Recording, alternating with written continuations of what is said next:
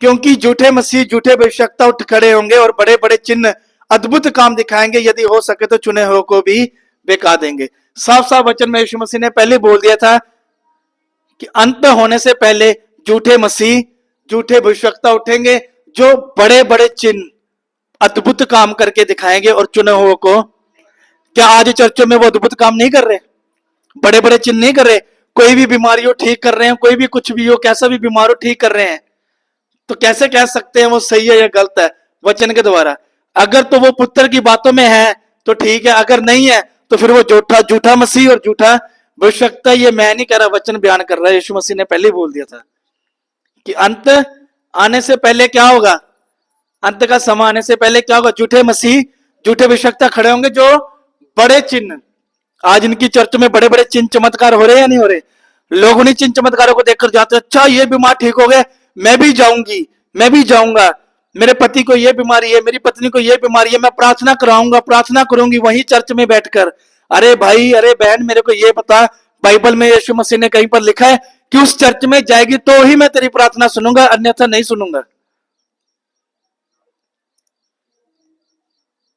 क्या लिखा है जयंत?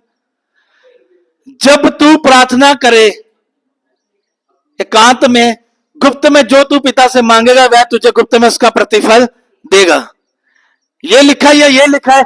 अगर तू अपने चर्च में जाकर प्रार्थना करेगी, पास्टर के पास बैठकर प्रार्थना करवाएगी, तो ही तेरे पति को मैं ठीक करूंगा। क्या लिखा है?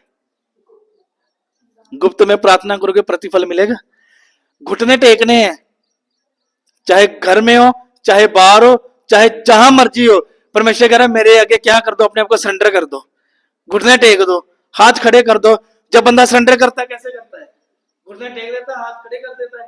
परमेश्वर भी यही चाहता है, बस अपने आप को मेरे आगे क्या करो, मेरे आगे धनी बनकर, घमंडी बनकर, लालची बनकर, चुगलखोर बनकर, ये बनकर नहीं आना। मेरे आगे अपने आप को क्या कर आना? शून्य, शून्य कर आना, सरेंडर कर आना मेरे सामने जब आना है, डरते कांपते हुए कि जिस परमेश्वर के सामने मैं जा रहा हूं ना, जिसकी आराधना करने जा रहा हूं, जिसके पास मैं बैठने जा रहा हूं, वो धरती आकाश को बनाने वाला परमेश्वर है। उसके हाथों में पड़ना भयानक बात है, वो भस्म करने वाली आग है। लिखा वचन में या नहीं लिखा? लिखा ना। तो उसकी बातों को हम कैसे बदल सकते हैं? वो भस्म करने वाली आग है, उसकी बातों को ये प्रचारक बदल देते हैं और लोगों के अंदर ये बैठा दिया है कि अगर तुम चर्च में जाओगे, प्रार्थना करवाओगे या चर्च में बैठ के प्रार्थना करोगे तो ही तुम्हारी प्रार्थना सुनी जाएगी। मैं इनसे कहना चाहता हूं, बाइबल में कहीं भी ऐसी कोई एक लाइन या स्टेटमेंट लिखी हो तो मुझे बता दे। पहली बात इन्हें बोलना चाहता हूं कि चर्च की डेफिनेशन क्या है उसको समझो। यीशु मसीह ने कहा जहां 2 या 3 मेरे नाम में इकट्ठे हो, मैं वहां जो हम कुछ मांगेंगे वो मैं दूंगा या नहीं दूंगा? दूंगा या नहीं दूंगा? दूंगा ना। तो फिर हमें चर्च में ही क्यों जाना है? चर्च में आप आ रहे हैं, हम बैठे हैं किस लिए?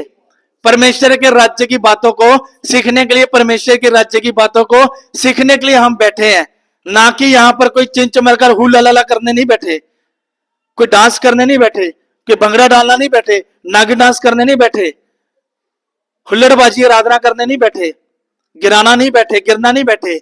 एक दूसरे को सीखना सिखाने के लिए हम यहां पर इकट्ठे हुए हैं। चर्च का मतलब ये चार दीवारी में हम परमेश्वर को कैद कर सकते हैं? वो कहता है पृथ्वी मेरे पैर रखने की चौकी, आसमान मेरे बैठने का सिंहासन है, तुम मुझे कैसा स्थान दे सकते हो? मुझे नहीं चाहिए तुम्हारे घर, चार दीवारी मुझे नहीं चाहिए। ये चार दीवारी इसलिए है, चर्च इसलिए हम इसको कह सकते हैं अंधेरी, तूफान, मिट्टी, कुछ अगर हम बैठे मीटिंग कर रहे हैं तो कुछ डिस्टर्बेंस ना हो हमें, जिसके लिए हमें छत के नीचे बैठना पड़ता है। और इस जगह को हम पवित्र नहीं कह सकते। पवित्र एक ही और वो है यीशु।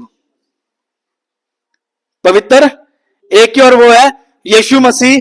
मांगोगे तुम्हें देगा, वो है सिर्फ एक ही, एक यीशु मसीह। अगर उससे के साथ रिश्ता सही है, तुम घुटने जहां मर्जी टेको, तुम मांगोगे वो तुम्हें देगा। तो ये गलतफहमी चर्च के लोगों के दिमाग से डालना बंद कर दो कि अगर चर्च में नहीं मांगोगे तो तुम्हें नहीं मिलेगा, घुटने मेरे आगे नहीं टेकोगे तुम्हें नहीं मिलेगा।